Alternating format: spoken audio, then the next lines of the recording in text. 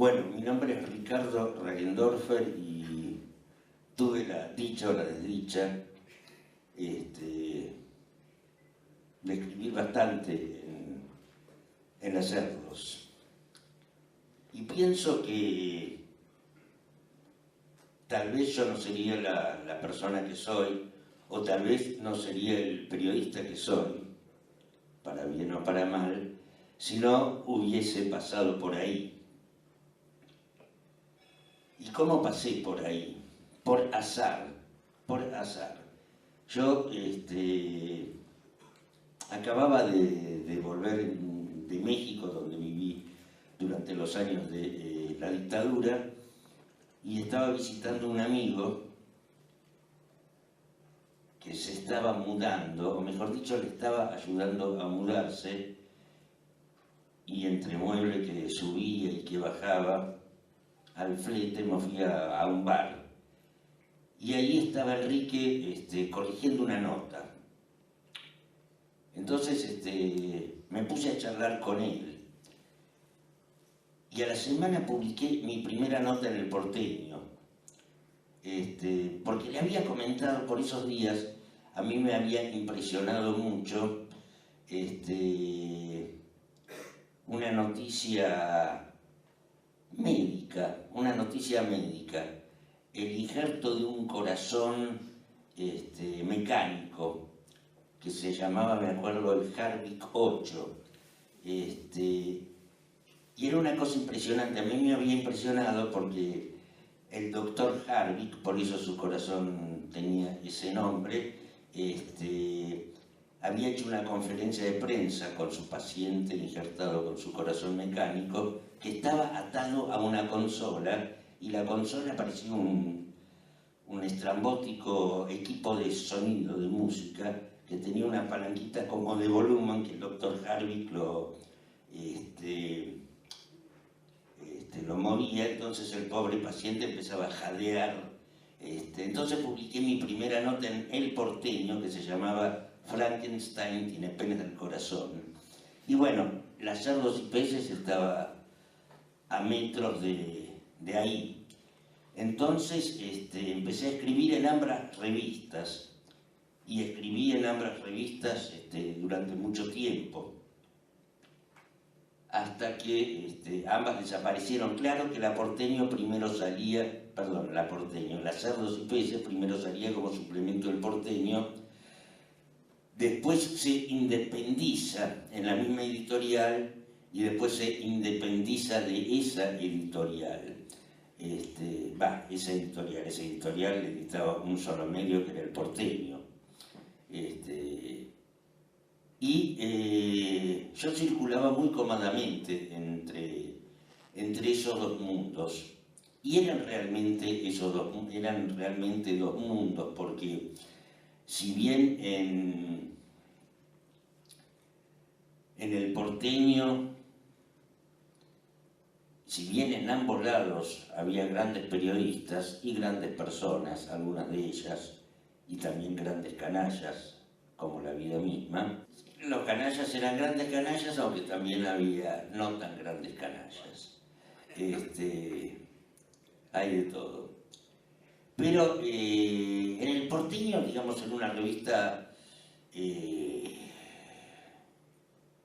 más política, habitada por gente que o tenía aspiraciones políticas o tenía aspiraciones periodísticas, aspiraciones de carrera periodística.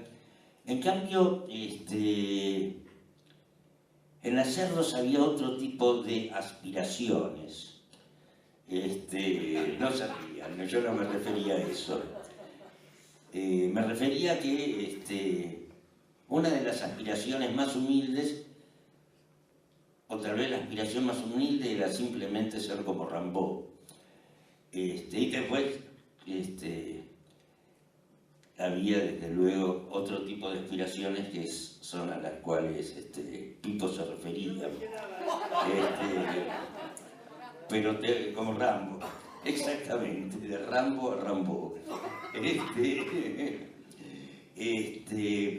Pero fundamentalmente observando esa época desde el prisma del tiempo, me asombra realmente que casi 30 años después estamos hablando en la Biblioteca Nacional de eso. Me asombra porque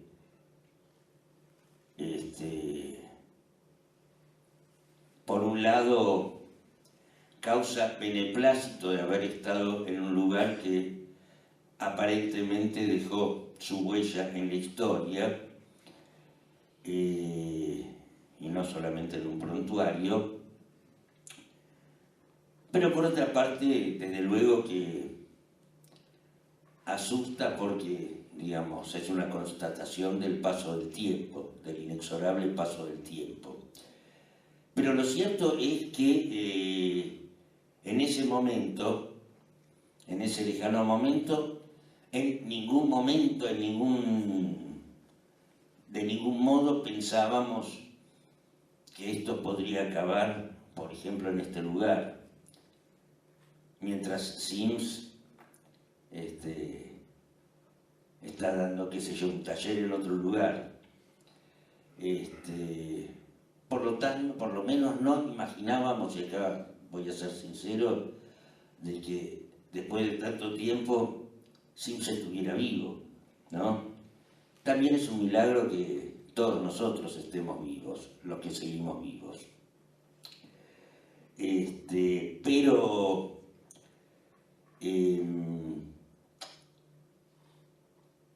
de algún modo, si bien mi caída dentro de las Cerdos y Peces, porque no se puede hablar de ingreso, hay que hablar acá de caída, fue, digamos, una operación del azar. Pienso además que toda mi carrera periodística fue una operación del azar porque yo jamás pensé en ser periodista, ni estudié periodismo, jamás estudié periodismo, y de algún modo me formé periodísticamente hablando en lugares como Las Cerdos, por ejemplo, donde empecé a hacer policiales, junto con en El Porteño. En El Porteño publiqué mi primera nota policial y en Las Cerdos hacía una sección que se llamaba, que eran biografías de pistoleros, que a mí me caían simpáticos en esa época, que se llamaba Vidas Ejemplares. Esas fueron mis primeras notas policiales. Pero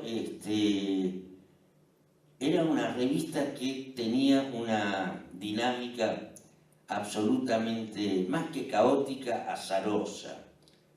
O sea, su signo caótico en realidad era su segundo problema. El primero, o su segunda característica, el primero era que una cosa absolutamente azarosa. Me acuerdo una vuelta, estábamos cerrando algún número y no había ninguna nota. No había absolutamente ninguna nota.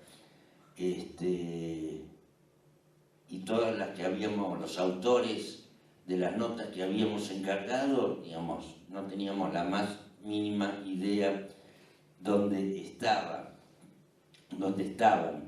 Hasta que de pronto, digamos, en cuestión de 15 o 20 minutos y con 2 o 3 horas de retraso, tac, tac, tac, tac, tac, empezaron a caer todas las notas y la revista se pudo hacer sin ningún problema. En otro cierre estábamos cerrando, ya estaban todas las notas, menos, pero descubrimos que tenemos 2 páginas en blanco.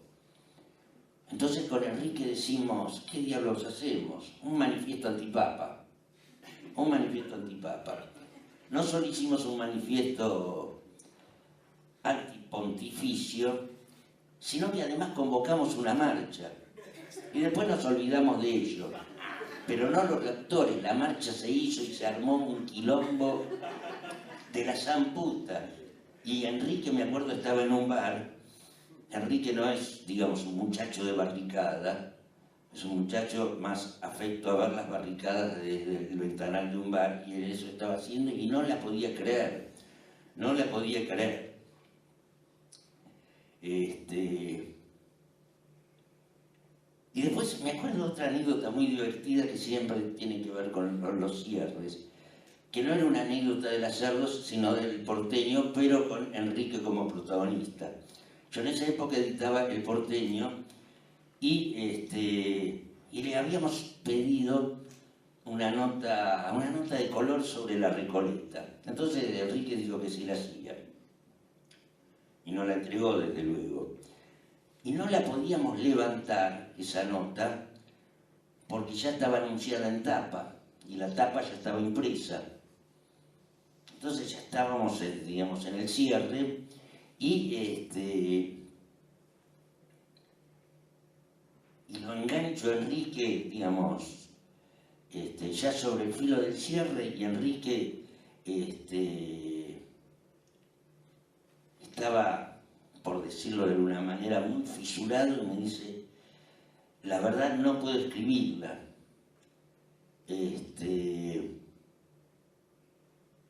Y la terminé escribiendo yo con el estilo de Enrique. Y de una manera bastante lograda. A mí me gustaba hacer esas cosas.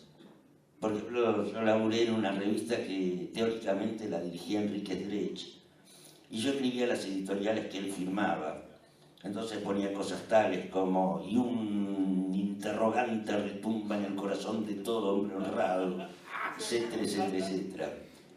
Y lo de Enrique, Dios, salió bien, pero el problema es que yo había vivido en la Recoleta en una época y conocía determinados personajes. Entonces, en nombre de Sims o con la firma de Sims, escribí sobre esos personajes.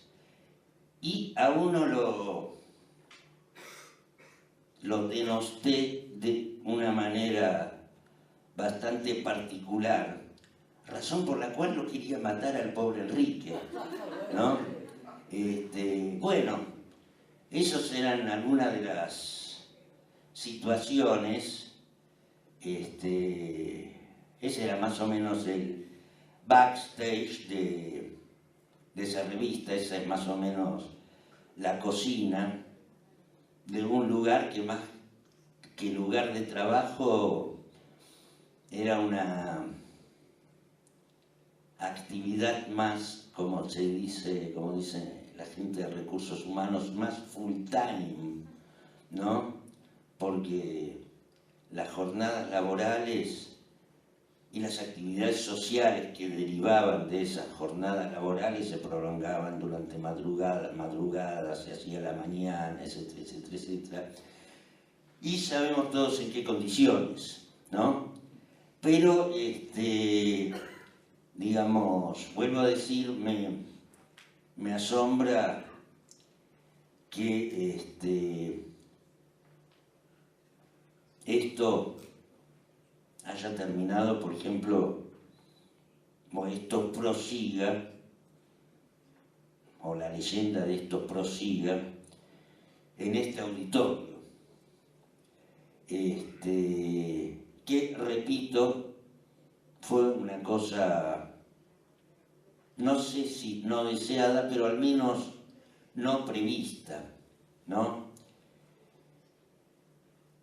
No prevista, pero, digamos, fue el testimonio de un tiempo muy intenso, muy intenso. Y bueno, como dijo algún presidente, en el medio pasaron cosas, y después de tanto tiempo, de tanto en tanto, cuando me encuentro con un ejemplar de las Cerdos y Peces,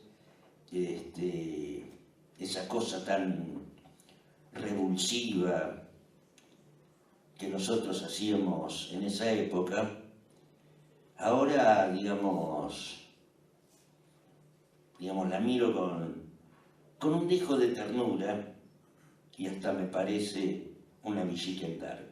Muchas gracias.